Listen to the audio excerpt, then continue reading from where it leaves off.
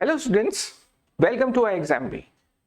In today's class, we will learn about word usage questions in A4 exam. A4 exam में word usage questions बहुत common है और इन questions में आपको 3 statement दिए जाते हैं जिनमें से आपको पता करना होता है कि किन सेंटेंसेस में इस वर्ड को सही तरीके से यूज किया गया है। तो आइए हम लोग देखते हैं कि किस प्रकार एक ही वर्ड को अगर आप नॉर्मल लैंग्वेज में भी देखें, हिंदी या किसी भी लैंग्वेज में, आप सेम वर्ड को अलग अलग तरीके से यूज कर सकते हैं।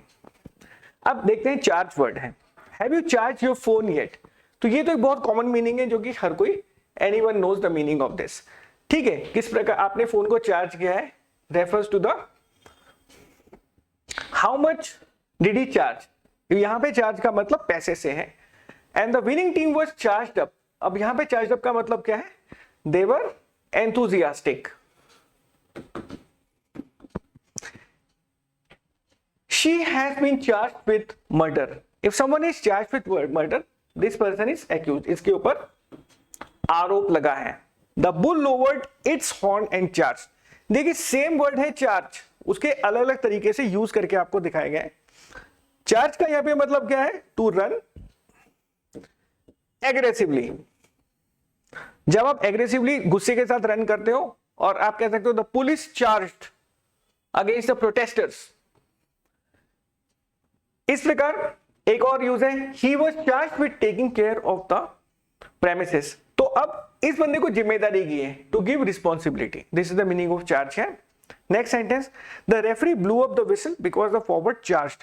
अब ये जो है चार्ज का मीनिंग स्पोर्ट्स पे यूज होता है, विशेषकर बास्केटबॉल में, इन विच जो प्लेयर होता है अगर वो टकरा जाता है तो उसे फाउल किया जाता है। ये भी एक चार्ज का मतलब होता है। तो सेम एक वर्ड है, उसको अलग अलग तरीके से आप यूज कर सकते हैं।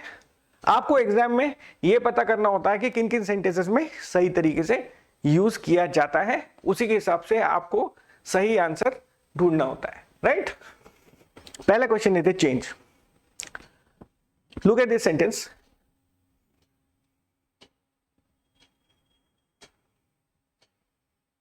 पढ़िए से गौर से। Empowering and motivating the heads of schools to take the lead and be the change agent. अब यहां पे इस सेंटेंस में आपको चेंज अकेले नहीं आ रहा है, चेंज एजेंट के साथ आ रहा है। थोड़ा स्क्रीन में बड़ा है, आपको एक साथ चेंज एजेंट को समझने की कोशिश कीजिए। ये बोल रहे हैं कि जो हेड ऑफ स्कूल हैं, जैसे हेडमास्टर, प्रिंसिपल है, उनको चेंज एजेंट के रूप में काम करना चाहिए। चेंज एजेंट वो होता है जो कि बदलाव लेके आता है, वन हु ब्रिंग्स ट्रांसफॉर्मेशन। ठीक है, तो ये एक सही यूज है, इसको हम रख लेते हैं अपने पास। ठीक है, दूसरा है 10 years after living school we changed upon each other in regent state. अब ये बोल रहे हैं कि हम ये कुछ कहना चाह रहे हैं कि 10 साल बाद हम लोग चेंज हो गए। चेंज अपॉन ईच अदर ऐसा कोई होता नहीं है इंग्लिश में एक्सप्रेशन ऑफ फ्रेज, इसीलिए कहते हैं कि आपको पढ़ना बहुत जरूरी है। अखबार को पढ़ना, लैंग्वेज के टच में रहना, ये एक डायरेक्ट तरीका है जिससे कि आप, और उसके साथ आपको प्रैक्टिस भी बहुत करनी है। Lot of practice is required, but reading is really helpful. ये आपको आगे भी in your professional career also it will add a lot of value. तो यहाँ पे एक्चुअली चेंज्ड आपका कोई मतलब नहीं बनता, क्योंकि ऐसा कोई एक्सप्रेशन होता ही नहीं है। तो यहाँ पे होना चाहिए chanced upon. Actually chanced upon ये एक ट्रिक होता है कि नॉर्मली जो मिलते जुलते फ्रेजेस वो लोग यूज कर लेते हैं। चांस्ड अपॉन, चांस अपॉन का मतलब होता है अचानक मिल जाना, टू मीट बाय चांस और to meet accidentally. Chance upon या चांस ऑन, तो ये आना था, तो ये गलत है। ठीक है, तीसरा सेंटेंस लेते हैं। The minister seeks balanced long term ties with Russia in the changing world. तो अब ये तो आप देख सकते हो कि ये एक बहुत कॉमन यूज है इन the changing world. Changing world में तो ये तो एक कॉमन यूज है।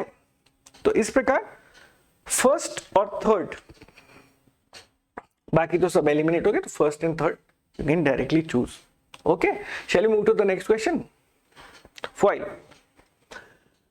फॉइल का मतलब देखिए, जब when you do this question you should also keep in mind one common meaning. Word का मीनिंग अलग हो सकता है सेंटेंस के हिसाब से, उसके एक्सप्रेशन के हिसाब से, बट कॉमन मीनिंग्स जो हैं 2-3 मीनिंग आपको पहले से ध्यान में रखने चाहिए। नॉर्मली फॉइल के 2 मीनिंग होते हैं इंग्लिश में। एक होता है थिन शीट ऑफ मेटल और दूसरा है to make an attempt unsuccessful. यानी कोई प्रयास कर रहा है और उसके किसी के प्रयास को असफल बना देना। तो the Indian army has foiled a major infiltration bid among the line of control. अब ये कई बार होता है कि वो लोग बॉर्डर से पार करने की कोशिश करते हैं, आतंकवादी वगैरह, और इंडियन आर्मी जो है वो जो हमेशा मुस्तैद रहती है वो उसको असफल बना देती है। तो ये तो एक बहुत कॉमन और बहुत यूज है जो बिल्कुल सही है, सही तरीके से यूज किया गया इस वर्ड को। दूसरा सेंटेंस है they also indicated that a more inclusive policy would fall. अब मोर इंक्लूसिव पॉलिसी क्या होती है? एक ऐसी पॉलिसी, ऐसी नीति जिसमें अधिक से अधिक लोगों को मौका मिले। अगर ऐसी कोई नीति होती है तो उससे क्या है कि हर किसी वर्ग को उसमें हिस्सा लेने का मौका मिलता है, ठीक है, हर कम्युनिटी को, हर वर्ग को, हर ग्रुप को। तो it would foil the youngster. Foil का मतलब नेगेटिव होता है, जैसे मैंने आपको बताया कि टू मेक अनसक्सेसफुल या किसी को नेगेटिव करना। लेकिन अगर सवाल है कि अगर पॉलिसी इतनी जनरस है, इतनी वाइड है, जो कि सब लोगों को साथ में लेके चलती है, तो फॉइल वर्ड यहाँ पे फिट नहीं बैठता। तो यहाँ पे एक्सक्लूड, इस तरह कोई नेगेटिव वर्ड यहाँ पे नहीं आ सकता। They could more inclusive policy would encourage, यहाँ पे एक पॉजिटिव वर्ड चाहिए, ठीक है, जैसे एनकरेज है, ठीक है, इंक्लूड है, इंस्पायर है, ऐसा कोई वर्ड आ सकता है, तो इसलिए ये गलत है। यहां पे हमें एक पॉजिटिव कॉन्टेक्स्ट है तो पॉजिटिव वर्ड ही चाहिए था।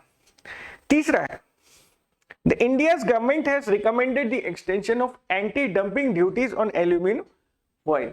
अब ये ठीक है, एल्यूमिनियम फॉइल की बात चल रही है, थिन शीट ऑफ मेटल, तो ये भी सही है। तो फर्स्ट और थर्ड सेंटेंसेस में सही तरीके से यूज किया गया है। तो first and third, this is the D, option D becomes the right answer. Okay, let's move on to the next. Proximity word का यूज किया गया। प्रॉक्सिमिटी एक बहुत, वर्ड्स अपने आप में बहुत मुश्किल नहीं होते हैं, लेकिन आपको यह देखना है कि किस प्रकार वर्ड को यूज किया जाता है उस सेंटेंस में। प्रॉक्सिमिटी का मतलब होता है नियरनेस या क्लोजनेस, करीबी आप जिसको कहते हैं। People have been warned against coming in proximity with, और आपको जब आप वर्ड को पढ़ते हो तो आपको प्रेपोजिशन के साथ भी मालूम होना चाहिए।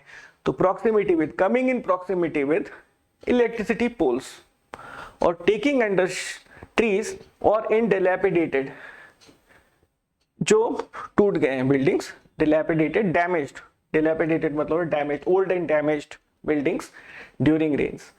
तो ऑब्वियसली पीपल आर वार्न्ड, अगर आप ऐसी किसी जगह रेन्स के टाइम में, बारिश जब हो रही है, आप अगर शरण लेते हैं तो आपके लिए बहुत खतरा है। तो प्रॉक्सिमिटी का मतलब है कमिंग क्लोज टू, सही यूज है, ठीक है। दूसरा सेंटेंस है they are excluded from the benefits of the government development schemes due to the proximity of the region. अभी हम कुछ देर पहले बात कर रहे थे ना, एक एग्जांपल में देखा था, एक स्कीम इंक्लूसिव। अब यहां पे फिर गवर्नमेंट, किसी गवर्नमेंट डेवलपमेंट स्कीम की बात है कहीं के। अब आप ये बताइए कि गवर्नमेंट, सरकारी जो स्कीम है, मान लीजिए कि आप दिल्ली में कोई स्कीम बनती है, या दिल्ली में आपके नेताजी हैं, एमएलए हैं, और बहुत सारे एमएलए हैं, आपके एमएलए दिल्ली में हैं और आप दिल्ली के पास ही रहते हैं, करीब उसकी प्रॉक्सिमिटी। आपको देखिए लॉजिक का भी ध्यान रखना है। तो आपको उस स्कीम का बेनिफिट मिलेगा अगर आप उस क्षेत्र के पास रहते हैं जहां पे स्कीम बनाने वाले हैं या जहां पे बनती है, हाँ या नहीं? तो आप इंक्लूड हो गए या एक्सक्लूड होंगे? जाहिर सी बात है आपको फायदा मिलेगा, बट ये कहता they are excluded from the benefits of the government schemes due to the proximity. ये बात फिट नहीं बैठती, लॉजिकली फिट नहीं बैठती।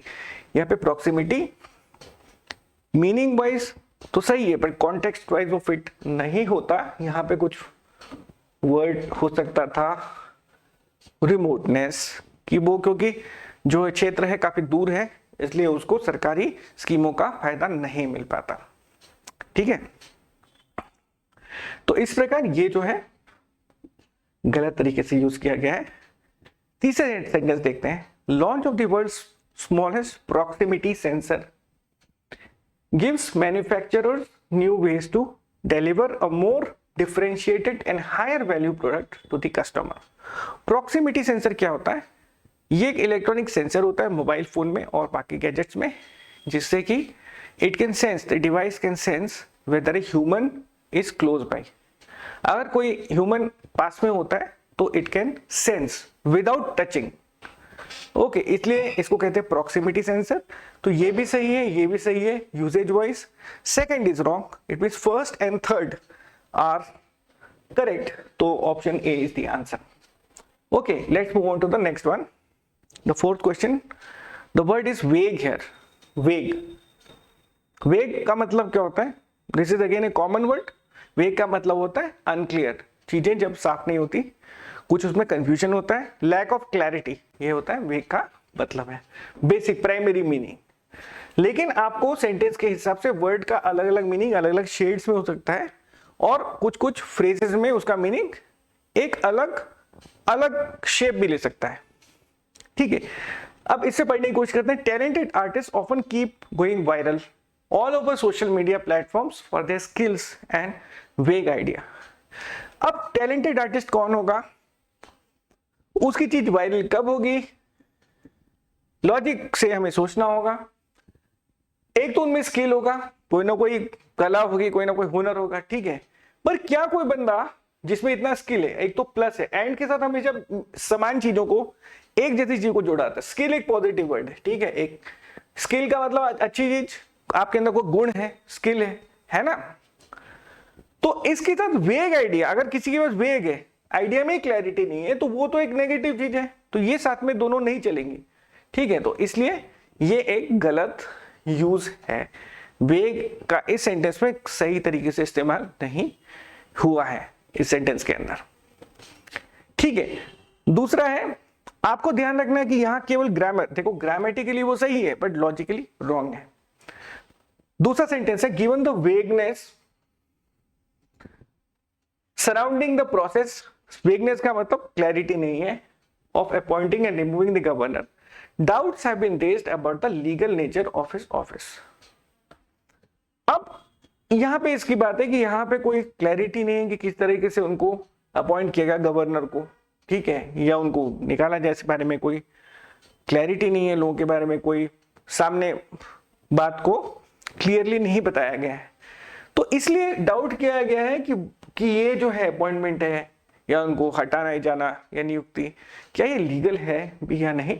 तो ये भी सही है. अगर क्लैरिटी नहीं है तो सवाल पूछे जाएंगे और लोगों में डाउट वाली बात, स्थिति बनी रहेगी. ठीक है, तीसरा, तो ये भी एक सही लगता है.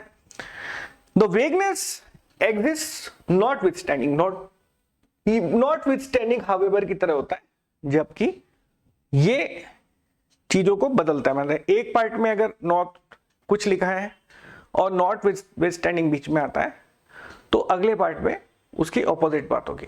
ठीक है, the vagueness exists notwithstanding the fact that the government has from time to time suggested that it does not consider digital currency to be a legal tender. अब यह है क्या कि सरकार ने तो बार बार इस बात को बोला है कि ये जो है डिजिटल करेंसी लीगल नहीं है, इस बारे में बार बार इंडिकेट किया है, सजेस्ट किया है. लेकिन नॉटविथस्टैंडिंग, लेकिन फिर भी क्लैरिटी नहीं है इसके कारण, तो इसलिए जस्टिफाई होता है. ठीक है, यहाँ पे तो कुछ पॉजिटिव बात है, लेकिन यहाँ पे जो है नॉट विथ स्टैंडिंग के कारण वेगनेस सही बैठता है. इसका तो फर्स्ट वाला हमने इसको हटाया था, सेकंड और third option D is the answer. Right, so we will move on to the last question in this set. Last question है हमारे पास वोलेटाइल. अब वोलेटाइल का मतलब क्या होता है? अनस्टेबल, जो अस्थिर है या बार बार बदलता रहता है. अब इससे पहला सेंटेंस क्या है? India continues to be a bright spot in terms of the steel demand and consumption as compare to the global scenario which remains volatile. अब ये वोलेटाइल अनस्टेबल, अगर इसको लेते हैं, ग्लोबल सिनेरियो वोलेटाइल है और यहाँ पे कहेंगे India continues to be a bright spot. Bright spot आपको ये देखना है कि पॉजिटिव है नेगेटिव, ये पॉजिटिव है, लेकिन ये कंपेयर टू भी लिखा है, कंपेयर टू, तो क्या ये लॉजिकल बात है?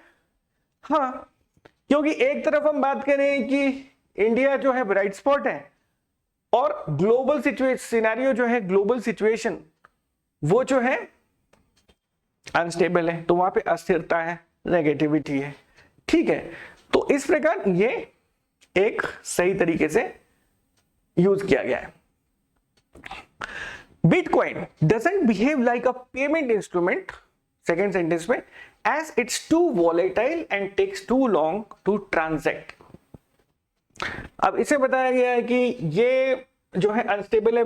अगर बिटकॉइन है वो पेमेंट इंस्ट्रूमेंट, अगर वो कहीं फंस जाए, डिले हो जाए बार बार, तो ऑब्वियसली इट इज अनस्टेबल, आप उसके ऊपर डिपेंड नहीं कर सकते, इट्स नॉट अ रिलायबल। तो again the usages is correct, context is correct. Okay, third sentence को पढ़ते हैं। We cannot know the mind of the creator with sufficient volatility to unpredict this with perfect accuracy. Volatility का मतलब मैंने बताया volatile से बना है, volatility abstract noun बनाने की कोशिश की है, सेम वर्ड का, तो instability हो गया, इसका मतलब to predict this with perfect accuracy। तो अब क्या है कि कई बार अगर आपको चीजें समझ में नहीं आए तो उसके बाद जो आसपास होता है वो आपको हेल्प करेगा। आप किसी चीज को कब प्रेडिक्ट कर पाएंगे परफेक्टली? जब आप उस चीज के बारे में काफी श्योर होगे, वो चीज पक्की होगी। तो कोई चीज जो वोलेटाइल है, something which is volatile, unstable, उसके बारे में क्या आप परफेक्टली प्रेडिक्ट कर पाएंगे क्या? ऐसा पॉसिबल नहीं है। ठीक है, तो बिकॉज टू प्रिडिक्ट, अगर आपको कोई चीज प्रिडिक्ट करना है तो आपको वो चीज तो सर्टेन होना चाहिए। तो यहां पे वोलेटिलिटी की जगह कुछ ऐसा वर्ड, क्योंकि आप इस बात को ध्यान में रखिए कि ये जो है एक्सटेंशन, ये जो चीज है वो इस वर्ड के बारे में एक्स्ट्रा इंफॉर्मेशन दे रही है। ठीक है, तो इसलिए यहां पे वोलेटिलिटी वर्ड तो आ नहीं सकता। यहां पे हाँ समथिंग लाइक श्योरिटी या सर्टेनिटी, ऐसा कोई वर्ड आना चाहिए। तो इस प्रकार ये जो वोलेटिलिटी, ये एक इनकरेक्ट यूज है, फर्स्ट और सेकंड ही करेक्ट यूज है। तो this is the right answer. Okay, so इस प्रकार when you read, first of all जब आप पढ़ते हो, जब आप न्यूज़पेपर पढ़ते हो, मैगजीन या कोई आप बुक्स पढ़ते हैं, नॉवल पढ़ते हैं या प्रैक्टिस करते हैं, तो you should be aware of how the word is used, and practice makes a man perfect. Thank you for watching this video, and make sure that you follow our Telegram channel, and before you leave, if you haven't, please like and subscribe our YouTube channel of AgriBee. Thank you so much.